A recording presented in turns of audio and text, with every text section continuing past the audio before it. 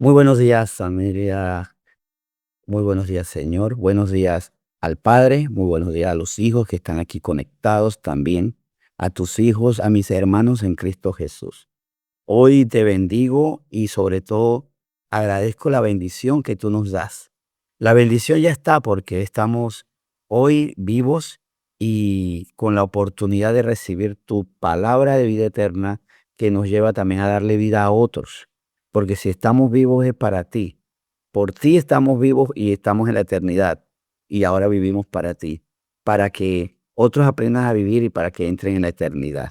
Por eso hoy, Señor, te bendecimos y te damos gracias por este tiempo tan especial en el que tú hoy nos hablas a nosotros, en el que hoy nos sigues animando, fortaleciendo, consolando. Y gracias, Señor, incluso yo te pido por algo muy especial, que nos lleves a discernir los tiempos. Es tiempo de, de reír, tiempo de llorar, tiempo de consolar, tiempo de ser consolados. Y algo también que te quiero pedir siempre, Señor, pon en nosotros siempre los pensamientos y los sentimientos acertados para tener decisiones exactas. Porque vivimos en condiciones donde no estar sintonizados en el espíritu nos lleva a errar. Ante el enemigo tenemos acciones que nos deben ser, entendiendo que ya nosotros no estamos para hacernos de enemistad con los demás, pero sí hay personas que son enemigos porque han decidido contender. Y eso también sé que nos duele, nos preocupa a veces, pero eso no nos tiene que llevar a pecar. Y en cuanto a las bendiciones, a las victorias también, llévanos a tener pensamientos acertados. Nunca quitarte la gloria, nunca dejar que eso nos aparte. Ante lo bueno y lo malo, ante lo agradable y lo desagradable, siempre llévanos a tener pensamientos acertados, sentimientos correctos y acciones apropiadas. Señor, hoy te bendecimos y te damos gracias por la palabra con la que hoy tú nos seguirás instruyendo, porque si algo sabemos es que tú nos quieres instruir para que nos vaya bien conforme a tus propósitos. Porque que nos vaya bien no es que sea complacida nuestra carne, sino que se cumplan tus propósitos, porque tu buena voluntad es agradable, es perfecta. Señor, gracias por la instrucción que hoy nos vas a dar. Aquí estamos. Haznos sensibles a tu oración, a tu palabra, humildes en nuestra oración, expresando incluso nuestras dudas y diligentes en la acción. Señor, te damos gracias por tanto en nombre de Jesús. Amén. Bueno, amén y buenos días. Gracias por estar aquí en esta conexión. Y hoy esta palabra es muy buena para nosotros, pero también yo quiero que miremos también personas que están cerca de nosotros, por ejemplo, los hijos, los esposos, las esposas, los amigos, que por alcanzar sueños, y eso es legítimo, o sea, lo legítimo es soñar, lo malo es que a veces tenemos sueños legítimos, ¿no? Pero ante eso, nosotros tenemos que entender el título de esta palabra. Hoy el título es Cuidado con las tentaciones. Y en esto recuerdo una famosa frase que dice: "No te metas en camisa de once varas". Yo creo que todavía está en uso, ¿no? Porque de repente eso le dice a un muchacho y no entiende, porque se ha dejado de usar expresiones. Pero creo que todavía nosotros somos de la generación de no te metas en camisa de once varas. O sea, no te metas en cosas donde te quedas chico, donde no vas a poder llenar las expectativas, donde estás expuesto. Y por eso cada vez que yo voy a entrar en una nueva etapa de mi vida, tengo que saber qué es lo bueno, pero también qué es lo peligroso, qué es lo malo, a qué me expongo. ¿Qué beneficio recibo? Sí, pero también a qué me expongo. Yo recuerdo que hace muchos años, en la Facultad de Comunicación Social en Periodismo, hubo un profesor que se llevó a un grupo de estudiantes al terraplén, cuando el terraplén era mucho más peligroso, más denso, más torcido lo que pasaba ahí, ahora mucho más leve, pero era un lugar muy, muy fuerte a nivel de pecado. Y se llevó a los estudiantes de periodismo a hacer un reportaje. Los encontró a todas las 6 de la tarde, vamos, recorran los diferentes lugares donde vendían cosas, eh, que dudosa procedencia, o sea, estas cosas que se roban y después las venden en estos lugares a veces, los bares, las cantinas, entre el lenguaje fuerte de los pescadores. Y un chico entrevistó en una casa de prostitución precisamente a las muchachas que estaban trabajando ahí. Todos se fueron. Y este muchacho luego regresó, porque fue tentado por una de las chicas.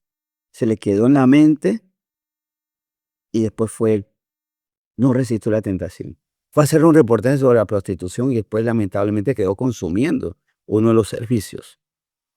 Y después él estaba avergonzado, nos comentaba, él estaba muy avergonzado por lo que había pasado, ¿no? Porque se metió en una situación para la que no estaba preparado.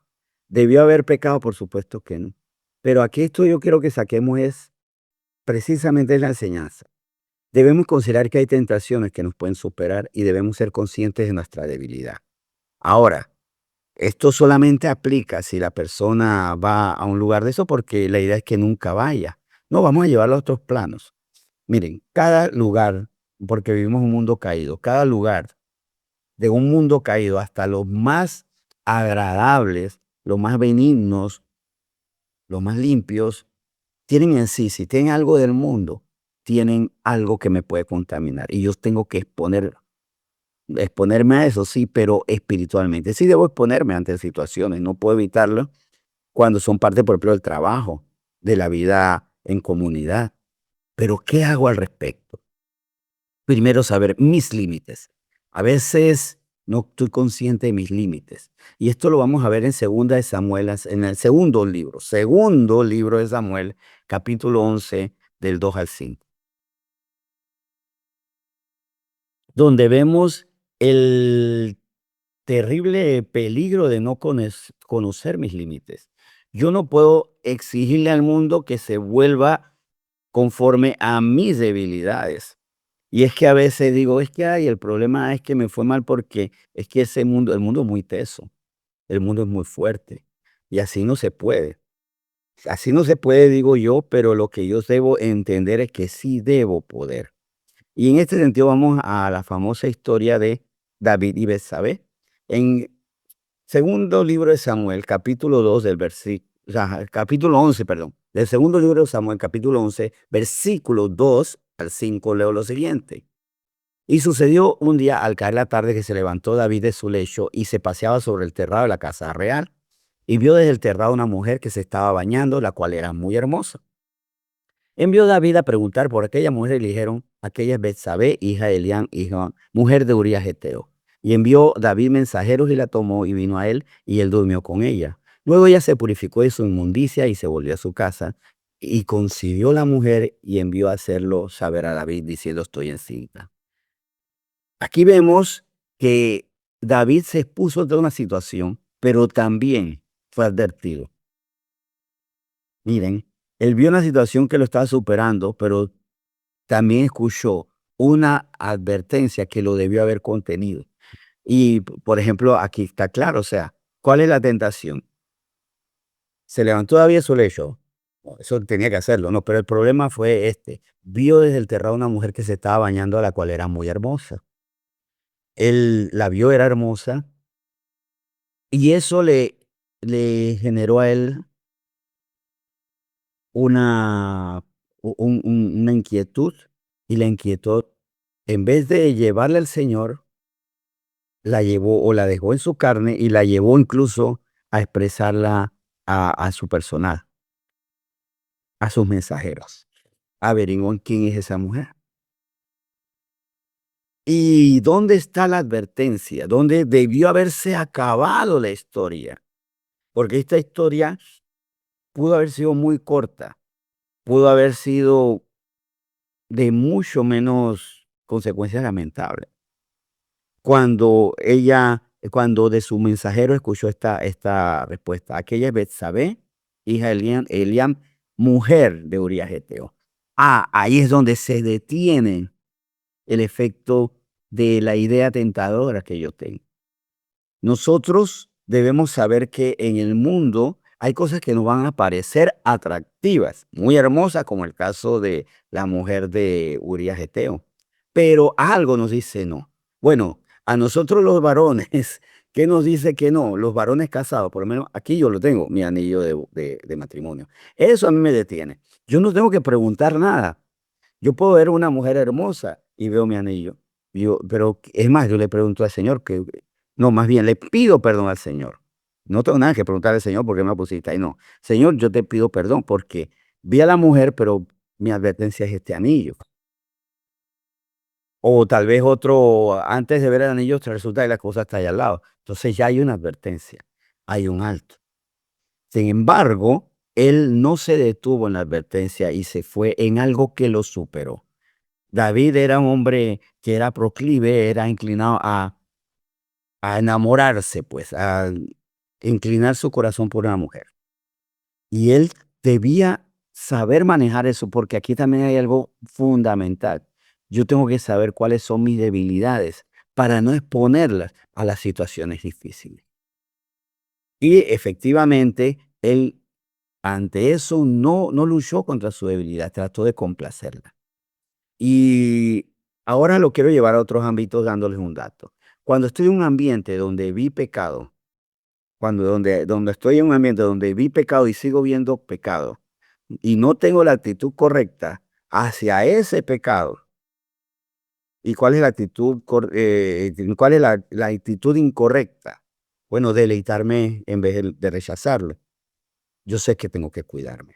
Si solamente me deleité en la posibilidad, en la tentación, ya tengo que cuidarme.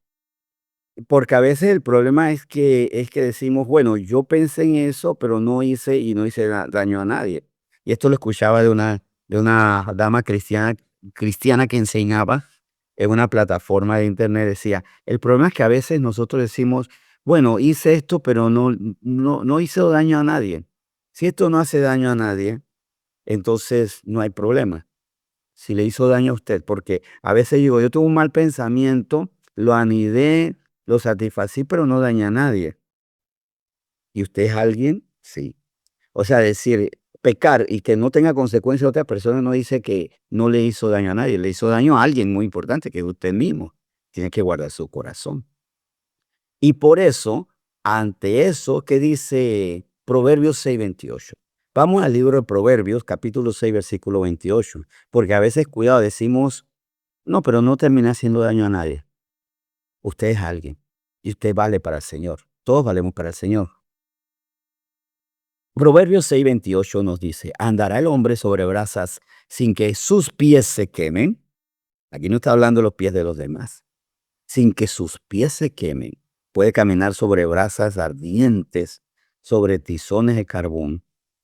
Se va a hacer daño. Entonces es mejor evitar eso. No hice daño a nadie, sí, a usted.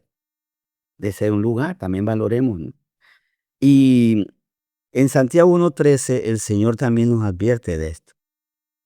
La carta de Santiago, capítulo 1, versículo 13.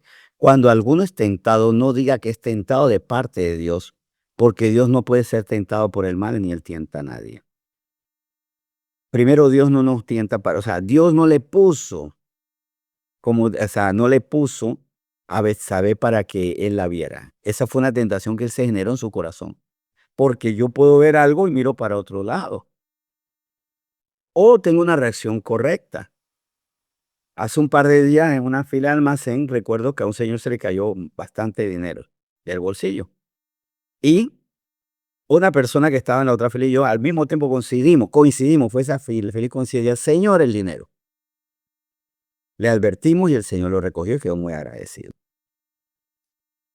Eso vino de Dios, o sea, la tentación, no, vino la situación, la tentación viene de nosotros mismos. Me siento tentado y yo tengo que vencer esa tentación. Es más, ahora que me pongo a ver, estoy seguro que al otro señor tampoco le pasó. A nosotros ni siquiera nos dio la tentación. El pensamiento lógico, se cayó el dinero de otra persona y la persona está ahí y hay que advertirle que que se va a quedar sin el dinero. O sea, la tentación viene de nuestra propia condición, de nuestra naturaleza pecaminosa, de la vieja naturaleza que tiene que ir muriendo. No culpemos a Dios. El problema de David es que él todavía era alguien susceptible a que miro mujer hermosa inmediatamente tengo que desearla y tengo que irme más allá y no atiendo las advertencias. Ahora, ¿se acuerdan que les había dicho que es muy importante que ya que estamos en el mundo, sepamos movernos en el mundo? Bueno, es que hay que conocer el mundo cada tentación. Vamos a ponerlo aquí, aplicarlo por lo menos en el caso, sí, en el caso de los hijos. De hecho, les adelanto algo, padres de familia que están aquí.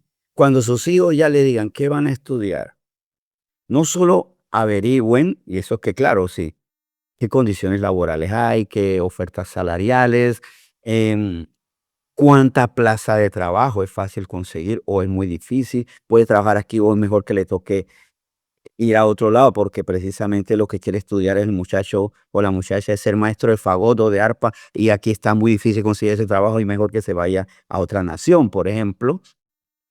Mm, no solamente es eso, sino también qué peligros hay. Si yo tengo un hijo que me dice hoy, yo quiero moverme en el mundo de la música, por ejemplo, le digo, bueno, considere, y sobre todo si no es música de adoración, que es el ámbito adecuado.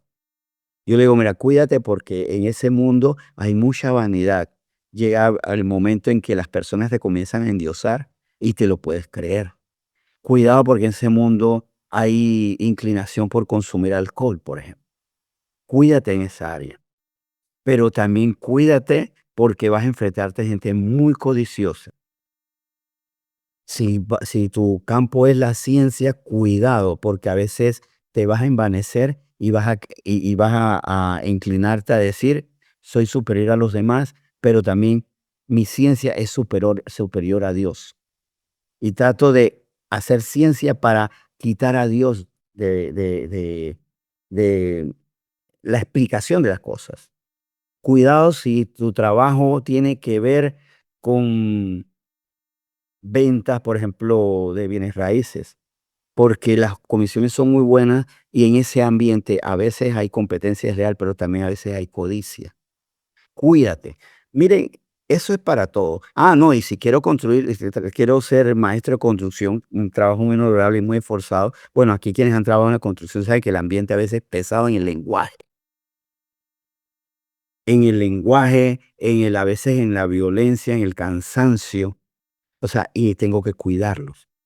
Y si quieres ser policía, un trabajo muy honorable, cuidado, porque estabas expuesto a ofertas económicas indecorosas o de repente a dejarte llevar por el resentimiento porque tuviste unas autoridades que fueron crueles. En este orden militar o similar a lo militar, por lo menos ya no, que no tenemos ejército aquí. Entonces, hay situaciones que te pueden hacer daño. O sea, cada situación, en cada ámbito que yo voy, tengo que conocer no solo la oferta, sino a qué cosas me expongo. Jesucristo en el desierto, él estaba clarito, y esto lo vemos en Lucas capítulo 4. Él estaba claro a qué se iba a exponer. Pero aquí está la clave, cómo él pudo triunfar. En Lucas 4, del 1 al 2 dice, Jesús lleno del Espíritu Santo volvió al Jordán y fue llevado por el Espíritu al desierto por 40 días y era tentado por el diablo. Y no comió nada aquellos días, pasó los cuales tuvo hambre. Él, claro, ya sabemos que él venció a Satanás y el Satanás tuvo que huir de él por un tiempo, porque siempre estuvo ahí tratando de atacarlo y siempre perdió. Para la gloria de nuestro Cristo, Satanás siempre perdió. ¿Pero por qué siempre perdió? Porque Jesús, lleno de palabra y del Espíritu Santo, lleno de palabra porque a todo le respondía, Cristo está, escrito está, y lleno del Espíritu Santo, fue capaz. Fue porque, recuerden, Él es Dios, pero Él tenía un cuerpo que podía hacerse incapaz. Él tenía una naturaleza humana que podía fallar. Y se manifestó en que Él tuvo hambre, pero obviamente tuvo sed. Pasó noches de frío. Ardiente sol también tuvo sobre su cuerpo. Él sabía lo que estaba preparado. Él sabía lo que era el desierto. No le agarró de sorpresa, pero también sabía lo espiritual que se movía y que él iba a ser atacado por Satanás. Él lo sabía. Todo lo sabía. Recuerden que en su naturaleza divina también tenía una presencia. El saber Y no solamente el saber lo que me expongo, sino saber cómo ir lleno del Espíritu Santo y la palabra, me va a hacer a mí triunfar. Porque tampoco le vamos a decir a nuestros hijos, no entres en la ciencia donde hay mucha vanidad. No entres en el comercio donde a veces hay mucha codicia. No entres en la política porque, o sea, porque a mí de verdad me da mucho temor que un hijo mío quiera entrar en la política. Y porque le digo, ahí hay mucha corrupción, ahí hay mucha prepotencia, soberbia, pero si yo lo llevo a esos ámbitos, como llevó a Daniel y a sus amigos a moverse a niveles imperiales, a niveles de alta política y de altísima corrupción e idolatría. ¿Y cómo lo pudo hacer? Porque ellos no lo buscaron, el Señor los llevó, bueno, llenos de palabra y de espíritu. A Timoteo, en la segunda carta a Timoteo, también el Señor le mostró qué decía decirle por medio de Pablo. De hecho, se asume la juventud de Timoteo por estas palabras. Según de Timoteo capítulo 2, versículo 22. Huye también las pasiones juveniles y sigue la justicia, la fe, el amor y la paz con los que de corazón limpio invocan al Señor. Por eso se asume la juventud de Timoteo, porque era alguien, a menos que fuera alguien demasiado maduro, que siendo un ancianito tuviera pasiones juveniles. Pero sea como sea, y no vamos a desentrañar la edad, sino más bien ver que Pablo entendía que él también podía estar sujeto a las pasiones juveniles, que eran propias de un joven, sí, y le advirtió, y le dijo, mira, sigue la justicia, la fe, el amor y la paz, pero ¿cómo tú lo vas a poder seguir si estás lleno de palabra y de espíritu? No nos podemos meter en camisa de 11 varas, como dije al principio, a menos que el Señor a nosotros engrandezca nuestra fortaleza. Y ya las cosas no nos van a quedar grandes. Porque hay lugares donde yo no me quiero meter, porque soy débil. Pero si el Señor me lleva, yo voy lleno del Espíritu Santo y de palabra. No me voy a meter gratuitamente a situaciones difíciles, pero el Señor sí me puede llevar. Y eso es para que si incluso nosotros o nuestra familia o nuestros amigos se van a meter en situaciones fuertes, los preparemos, llenándolos de palabra y espíritu, para que no se equivoquen, para que la vida no le quede como camisa de 11 varas. Y si es algo que pueden evitar, también eviten. Solamente si es necesario. Pero si no, ¿para qué van a estar ahí? Bueno, vamos a orar. Señor, muchas gracias por esta palabra. Tú hoy nos dices esto. Cuidado con las tentaciones.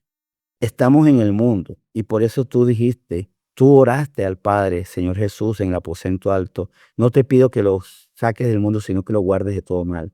Estamos en el mundo y por eso debemos entender que tú no nos sacas del mundo, porque tú no oraste para eso, Señor Jesucristo. Pero también nos advertiste con eso, que estamos en el mar.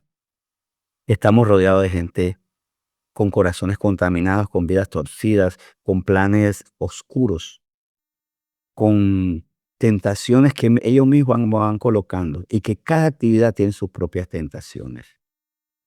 Es propio, es necesario, como Jesucristo sabía cómo era el desierto y qué mundo se iba a mover en contra de él en ese desierto, el mismo poder de Satanás, que nosotros también, donde vayamos, conozcamos ese es desierto de justicia, de pureza, de verdad, porque a veces en la mucha riqueza decimos no hay desierto, sí, hay desierto de pureza, hay desierto de humildad. Conozcamos el desierto, llenos del Espíritu y de la palabra, para salir triunfantes y derrotado también, por supuesto, el enemigo. Señor, hoy bendecimos esta palabra con la que tú quieres que nosotros seamos guardados y guardemos a los demás. Te damos gracias por esta palabra en nombre de Cristo Jesús. Amén.